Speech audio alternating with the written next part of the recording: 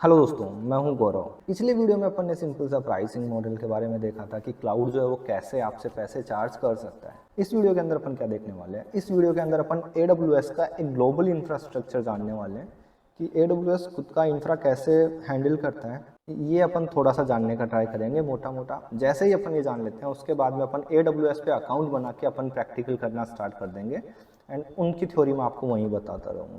सो मैं भी थोड़ा ज़्यादा थ्योरी होता है, मैं खुद इस चीज़ के बिल्कुल फेवर में नहीं रहता, but to be very honest मेरे को नहीं पता कि आपने पिछले कितने वीडियोस देखे, बट पिछले वीडियोस में जो सबसे इंपॉर्टेंट टॉपिक था मेरे हिसाब से वो था एक वर्चुअलाइजेशन लेयर का, एंड उसके बाद में क्लाउड की ज़रूरत क्यों पड़ी। वो दो बहुत इंपॉर्टेंट टॉपिक थे। उसके बाद में ये वाला जो टॉपिक है या फिर आने वाला इसके अंदर जो मैं बताऊंगा, और आने वाले जो 2-3 ग्लोबल इंफ्रा के जो मैं वीडियोस आप लोगों के लिए बनाऊंगा, ये बहुत इंपॉर्टेंट टॉपिक है। होगा क्या, आप चीज़ें जो है वो इमेजिन कर पाओगे कि हाँ अब मैंने VM कहाँ बन रहा है, अब कहाँ गया, राइट। तो इमेजिनेशन के हिसाब से मेरे हिसाब से सबसे इम्पोर्टेंट टॉपिक है। एंड अगर इमेजिनेशन नहीं हो रहा है ना, तो अभी तक आप गलत डायरेक्शन में हैं। चाहे आप मेरे वीडियो देखो या इस दुनिया में किसी के भी देखो, तो आपको चीज़ें इमेजिन होनी चाहिए। जब मैं बोल रहा हूँ कि इंडिया रीजन में बन गया या फिर मुंबई AWS के इस रीजन में आपकी VM बन गई, मैं बोलता हूँ कि भाई आपको ये VM US के नॉर्थ वर्जीनिया रीजन में बनानी है, तो इसका मतलब क्या है।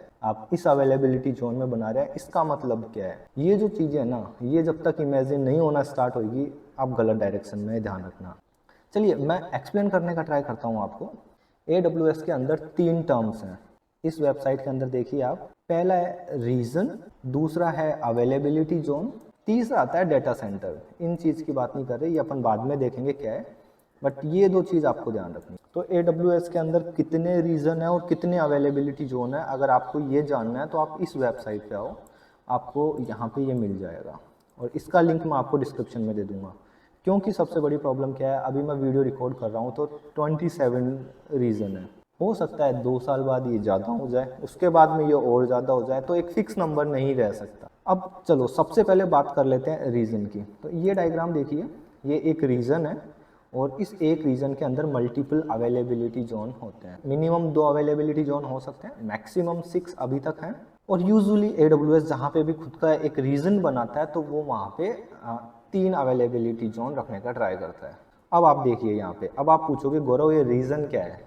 ठीक है, बोल दिया तूने 27 रीजन है, मैं क्या मानूँ, ये है क्या चीज़। तो ये आपको पूरी दुनिया का डायग्राम आप लोगों के सामने है।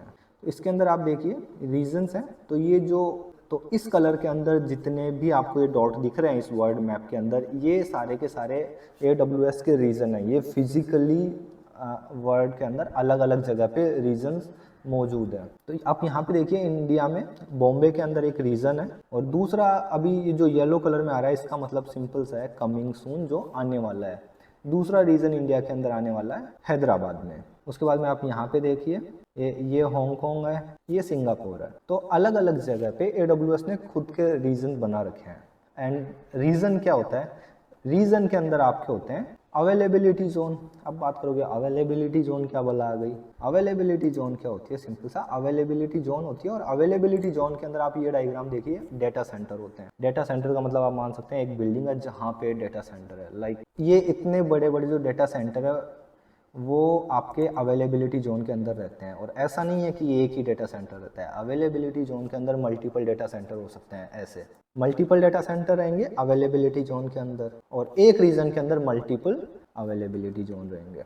अब बात करते हैं कि गौरव ये वर्ल्ड का जो मैप है ना, इसके अंदर ये इतने सारे रीजन्स हैं क्यों, क्या ज़रूरत है। किसी एक जगह पे या इंडिया ले लेता या अमेरिका पकड़ लेता, कोई सा भी एक जगह रखता है AWS, और वहाँ पर सारा का सारा पूरा का पूरा उस एक जगह पे बना लेता, पूरी दुनिया उसको वहाँ से एक्सेस कर सकती थी। तो क्या ज़रूरत पड़ी AWS को ये अलग अलग जगह पे रीजन बनाने की, फिर रीजन के अंदर अवेलेबिलिटी जोन बनाने की, अवेलेबिलिटी जोन के अंदर अलग अलग डेटा सेंटर बनाने की, राइट। तो अभी अपन अवेलेबिलिटी जोन की बात नहीं कर रहे हैं, अपन रीजन की बात कर रहे हैं कि पूरी दुनिया के अंदर क्या ज़रूरत पड़ी AWS को खुद के रीजन सेटअप करने की। ठीक है, तो एक्सप्लेन करने का ट्राई करते हैं कि AWS को ये रीजन पूरे वर्ल्ड के अंदर सेटअप करने की क्या ज़रूरत पड़ी, और अभी भी देखो ये बढ़ाया जा रहा है। तो सिंपल सा इसका आंसर क्या है, सपोज मैं आपको बोलता हूँ कि पहली चीज़ तो ये कि आपकी ऑडियंस कहाँ की है। जैसे कि फॉर एग्जांपल मुझे पता था कि मेरे जो ऑडियंस है वो इंडिया की ऑडियंस है, तो मैंने जब लर्निंग ओशियन वेबसाइट क्रिएट करी तो उसके जो सर्वर्स थे मैंने यहाँ पे रखे इस जगह पे, तो क्या है लोगों को जल्दी एक्सेस हो जाएंगे। क्लियर, डेटा ट्रैवलिंग कम होगी ना। कहाँ तो आप एक पेज एक्सेस करने का ट्राई कर रहे हो, वो यहाँ से उठ के यहाँ आए, और कहीं कहाँ आपको डायरेक्ट ही बॉम्बे के अंदर रखा हुआ मिल जाए। हालांकि मैंने ऐसे नहीं किया, मैं केवल आप लोगों को एक्सप्लेन करने के लिए बता रहा हूँ मैंने क्या किया। ये मैं आपको बताऊँगा आगे जब अपन और सर्विसेज पढ़ेंगे AWS की। इतना समझ में आया। दूसरा चीज़ क्या कि कई गवर्नमेंट वेबसाइट्स या कई जगह की सरकार की ऐसी पॉलिसी होती है कि वो उनके जो डेटा है उसको इंडिया के बाहर स्टोर नहीं कर सकती। लर्निंग ओशन के केस में ऐसी कोई बाउंड्री नहीं है, क्योंकि वहाँ पे केवल एक पढ़ाई से रिलेटेड कंटेंट है। बट कई गवर्नमेंट ऐसी होती है कि उनके जो डेटा सेंटर है वो, सपोज वो यूएस की गवर्नमेंट है तो उनका जो डेटा है वो यूएस के ही डेटा सेंटर में होना चाहिए। इंडिया का जो डेटा है वो इंडिया के डेटा सेंटर में ही होना चाहिए। ये भी एक चीज़ ज़रूरी थी, इसलिए AWS इस चीज़ को एक्सपेंड किए जा रहा है। इसलिए AWS इस चीज़ को एक्सपेंड किए जा रहा है। तो आप देख सकते हैं, ठीक है। तो आप यहाँ पे जाके देखो रीजन एंड अवेलेबिलिटी जोन्स में, तो आप अलग अलग देख सकते हैं।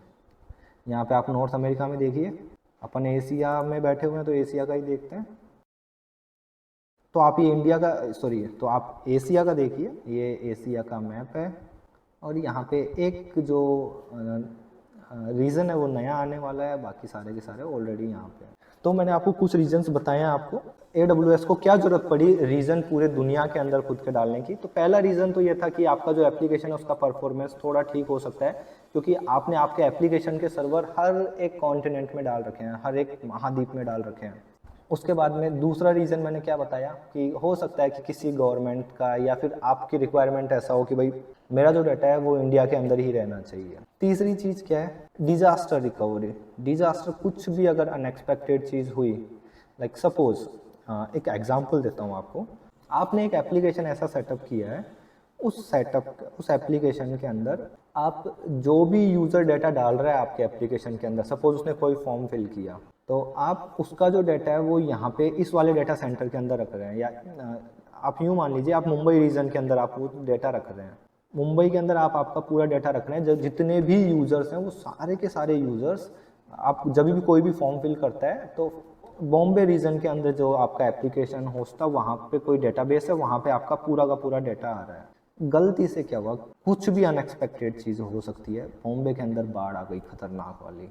जैसे ही बॉम्बे के अंदर बाढ़ आई, यूँ मान लीजिए जो सर्वर थे वो डूब गए। वैसे तो नहीं होता है, ये किसी भी कंडीशन में नहीं होता है। मैं केवल एक जो सबसे गंदी कंडीशन जो हो सकती है मैं आपके सामने वो लेके बैठा हूँ, क्योंकि चीज़ें ईजी हो जाएगी, आप रिलेट कर पाएंगे। सारे सर्वर डूब गए, आपका जो डाटा था वो लॉस।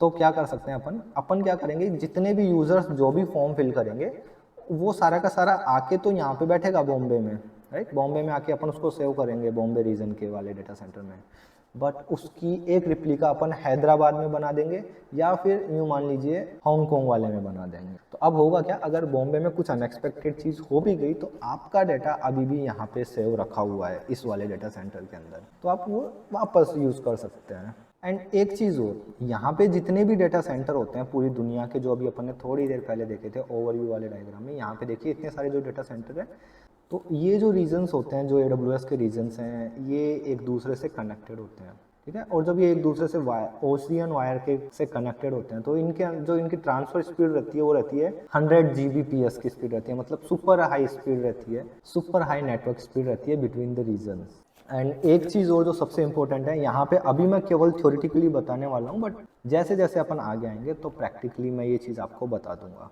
पहली चीज़ तो ये कि हर एक AWS रीजन का खुद का एक अलग से कोड नेम होता है, कोड रहेगा।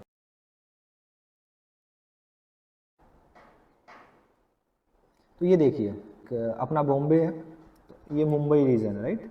तो मुंबई रीजन का कोड नेम क्या है, AP South 1, ठीक है। तो आप यहाँ पे देख सकते हैं AWS पे हर एक रीजन का खुद का एक कोड होता है, ठीक है। ये कोड क्यों होता है ये मैं आपको बताऊंगा, बट अभी नहीं, प्रैक्टिकली जब बताऊंगा तब मजे आएंगे। अभी आप यूँ मान लीजिए कि हाँ भाई कोई AWS के अंदर रीजन का नेम है और उसके कोरेस्पॉन्डिंग उसका कोई कोड भी होता है। उसके अलावा यहाँ पे एक चीज़ और बताऊँ मैं, AWS के अंदर टोटल 200 से ज़्यादा सर्विसेज हैं, राइट। EC2 में आप इंफ्रा क्रिएट कर सकते हैं, S3 के अंदर आप स्टोरेज यूज़ कर सकते हैं। अलग अलग सर्विसेज हैं, अलग अलग सर्विसेज के अलग अलग यूज़ भी हैं। अब प्रॉब्लम क्या है, आप बोलोगे कि गौरव सारी की सारी सर्विसेज सारे के सारे रीजन्स में अवेलेबल होती है क्या, तो इसका आंसर है नहीं। बहुत सारी सर्विसेज ऐसी होती है जो इस रीजन के अंदर अवेलेबल होगी बट इस रीजन के अंदर ना हो, या फिर कुछ सर्विस इस रीजन के अंदर हो इस रीजन के अंदर ना हो। इन शॉर्ट ऐसा नहीं है कि सारी की सारी सर्विसेज सारे के सारे रीजन्स में अवेलेबल होगी, तो ये चीज़ भी आपको ध्यान रखनी है। तो दोस्तों आई थिंक रीजन के वीडियो में तो बहुत सारा हो चुका। अगले वीडियो में अपन बात करने वाले हैं अवेलेबिलिटी जोन की। आई होप आपको समझ में आया होगा कि जो रीजन्स हैं वो क्यों चाहिए। लाइक फिजिकल एंटिटी है पूरे वर्ल्ड के मैप में, हर एक रीजन का खुद का कोरेस्पोंडिंग कोड होता है। सारे के सारे रीजन्स एक दूसरे से प्राइवेट नेटवर्क के थ्रू कनेक्टेड होते हैं। जो रीजन्स होते हैं वो एक दूसरे से नेटवर्क के थ्रू कनेक्टेड रहते हैं। वहाँ पे नेटवर्क की स्पीड जो रहती है वो 100 Gbps रहती है। एंड इतने सारे रीजन्स की ज़रूरत क्यों आई तो मैंने आपको बताया है लोअर लेटेंसी के लिए, ठीक है। तो आपका जो एप्लीकेशन है वो फटाफट लोग एक्सेस कर सकें। उसके बाद में हो सकता है कि कुछ लाइक आपके कुछ लिमिटेशंस हों कि आपका जो डाटा है वो इंडिया के अंदर ही रहना चाहिए या फिर यूएस के अंदर ही रहना चाहिए, या आप जिस भी कंट्री में बैठे हुए हैं उस कंट्री के अंदर रहना चाहिए, तो इसलिए भी रीज़न की ज़रूरत पड़ी। तीसरा है डिज़ास्टर रिकवरी के लिए, जिसका एग्जांपल मैं आपको दे चुका। एंड कॉस्ट बेनिफिट, ये एक चीज़ जो मैं बताना भूल गया। कॉस्ट बेनिफिट सिंपली क्या, देखो यार इलेक्ट्रिसिटी की जो रेट इंडिया के अंदर है ज़रूरी नहीं है यूएस के अंदर भी वही इलेक्ट्रिसिटी रेट हो, राइट। तो अब इंडिया के अंदर इलेक्ट्रिसिटी कॉस्ट कम है तो AWS का हो सकता है इंफ्रा का पैसा कुछ कम लगे कि यार यूएस में ज़्यादा लग रहा है इंडिया में कम लग रहा है, या अपोजिट भी हो सकता है, मुझे नहीं पता, मैं केवल एक एग्जांपल लेके आप लोगों को बता रहा हूँ। तो यूँ मान लीजिए इंडिया के अंदर इलेक्ट्रिसिटी कॉस्ट कम है, तो AWS अगर आप इंडिया के अंदर कोई रिसोर्स बनाओगे और वो इलेक्ट्रिसिटी कम यूज़ कर रहा है तो वो अपने से कम चार्ज करेगा, राइट। तो कॉस्ट बेनिफिट भी हो सकते हैं अपन को, अलग अलग सर्विसेज का अलग अलग कॉस्ट मिल सकता है अलग अलग रीजन के अंदर। तो ये चीज़ भी आप हमेशा ध्यान रखना, जब भी आप कोई रिसोर्स क्रिएट कर रहे हैं तो आप किस रीजन में क्रिएट कर रहे हैं, उससे सस्ता कहीं और मिल सकता है क्या, ये चीज़ ध्यान रखना अगर एक कॉस्ट आप लोगों के लिए मैटर है तो। बट ऐसा है कि भाई इंडिया के अंदर ही रहना है आपका डाटा या फिर इंडिया के अंदर ही आप सर्वर बना सकते हैं तो वो कोई मैटर नहीं करता, बट ये भी एक फैक्टर है, ठीक है। तो दोस्तों रीजन के वीडियो में इतना ही। अगले वीडियो में अपन बात करने वाले हैं अवेलेबिलिटी जोन्स की। तो दोस्तों इस वीडियो में इतना ही, मिलते हैं अगले वीडियो में, बाय बाय।